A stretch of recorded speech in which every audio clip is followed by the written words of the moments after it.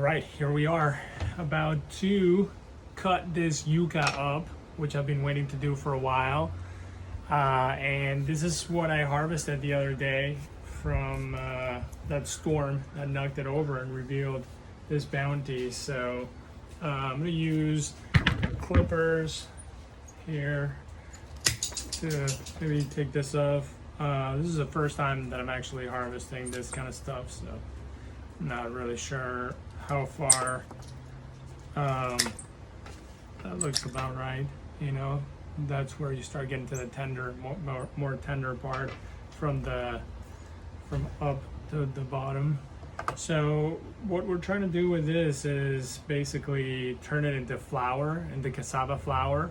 So we are gonna do that by cooking it and then dehydrating it and running it through a processor, food processor, to break it down into flour. And that is going to allow us to use this later, you know, and so this is part of what the root looks like. You may have seen this at a Spanish market or Asian market. It's called yuca, cassava, or tapioca. This is what you make tapioca flour from. And yeah, so we are going to be peeling it in a second, like maybe rinsing it a little bit more, then we'll peel it and then we'll cook it for about 45 minutes or so, maybe an hour even. Cook it real nice so that it softens up and makes it really easy to like mash it up. And then you dehydrate that and crush it up, and you should have some cassava flour. This is, I'm not really sure how I'm gonna do this here. I brought the big guns here also, if we need them. Those. Let's see. This is a big gun. All right, let's see how this works. You can see how it's sprouting again, new little shoots. This is very hardy plant, this cassava, and it really is something that I recommend. The leaves are also edible when they're young. Oh wow, when they're young, and so you do have to cook them just like, you know, you would spinach or something like that. You know, just make sure that you break down anything that may not be that may upset your stomach or whatnot. So I think we can probably cut these things off of here. Right there. That's a good piece. And then this whole thing can probably be planted, and my guess is that it will just keep on producing. So we're gonna do that and see how that goes. Yucca, cassava. It's pretty amazing. We're gonna plant this. We got little starters already there. So yeah, and you can do the same thing with taro. You can do the same thing with malanga. For those of you that don't know what malanga is very similar to taro, and it's also a root structure, basically, an edible root structure, and just like this one, well, similar to this one. Wow, I'm really curious to see in the end product here. So yeah, thanks for watching.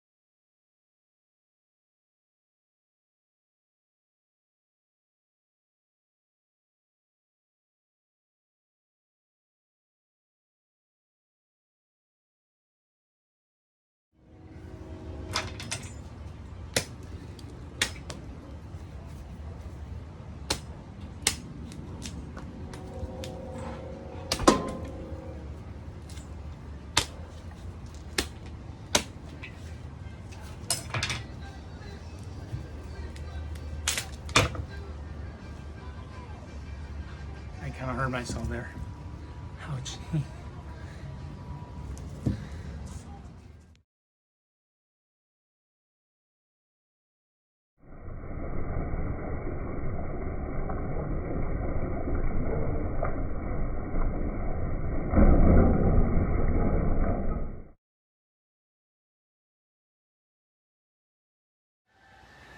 Hey everybody, so there's a lot of noise in the background because we're in an urban farm here in New Orleans, and so the neighbors are playing some really cool jams, and there's a little bit of construction happening also here to the left of me. And anyways, well, I'm going to try to do my best here to stay loud, and just wanted to show you the end result of dehydrating the yucca, the cassava.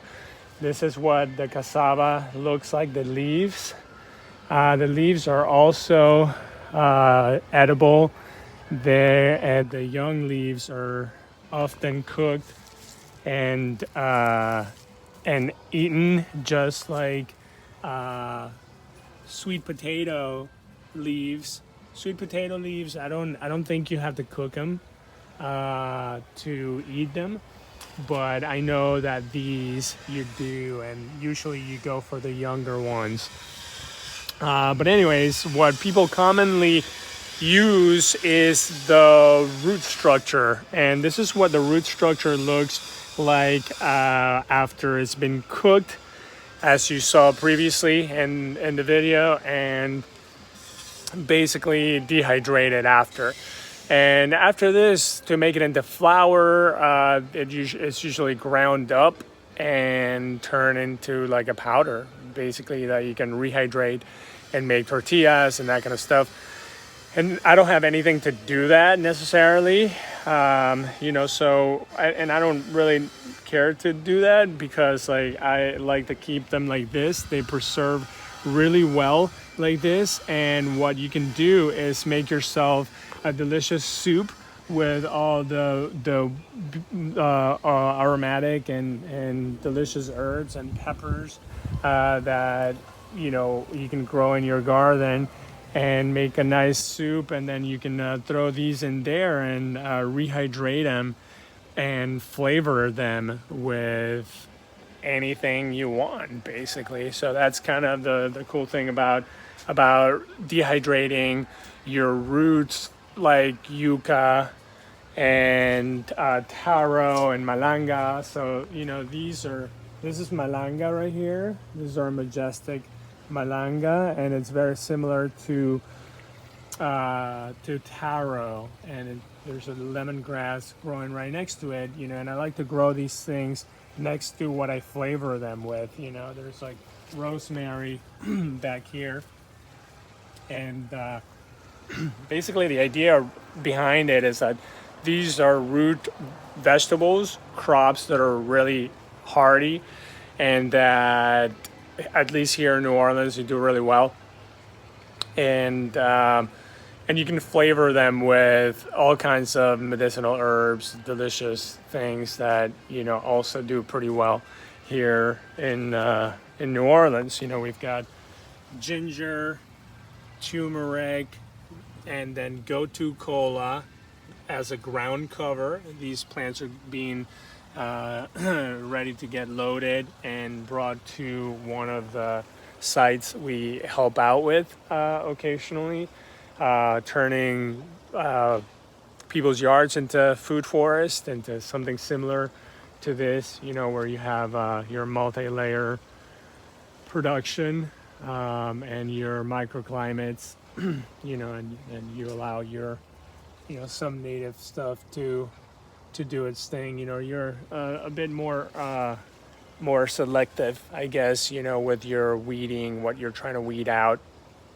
But anyways, that's another video that we're going to do another video on that. I just wanted to, again, show you about, the yucca, and these are cuttings from the harvest, and these cuttings are going to become whole new plants.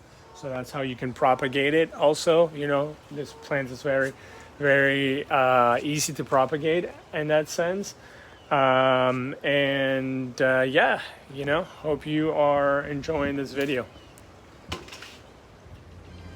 Thanks so much for watching, yo. And I really hope that you gathered some good information from this, some good inspiration. And please consider subscribing and checking out some of our other videos. It helps us pass the word around